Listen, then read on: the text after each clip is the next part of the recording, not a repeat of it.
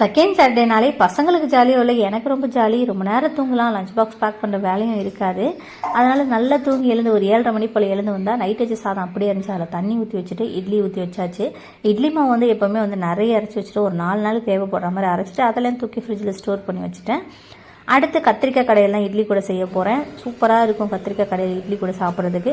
நிறைய சின்ன வெங்காயம் நிறைய பச்சை மிளகாய் போட்டு செய்யுங்க, நல்லா காரசாரமாக டேஸ்ட்டாக இருக்கும். இட்லியும் வந்துருச்சு, கத்திரிக்காயும் வந்து வேக வச்சாச்சு. அதுக்குள்ளே டீயும் வந்து ரெடி பண்ணிட்டேன். டீ பசங்களுக்கு தான் இப்போ எடுத்துகிட்டு போகிறேன். இன்றைக்கி ஒரு நாள் மட்டும் தான் டீ நம்மளால் உட்காந்து குடிக்க முடிகிற மாதிரி இருக்கும், சாட்டர்டே சண்டேயில் தான். மற்ற நாள்லாம் நான் என்ன பண்ணுவேன்னா காலையில் அவசரமாக டீ குடிப்பேன். கிச்சன்லேயே டீ குடிக்காமல் இருக்க முடியாது, இருந்தாலும் வந்து லேட் ஆகுதுன்ட்டு அவசரமாக குடிப்பேன். யாரெல்லாம் இந்த மாதிரி டீ குடிப்பீங்கன்னு சொல்லி கமெண்ட் பண்ணுங்கள்.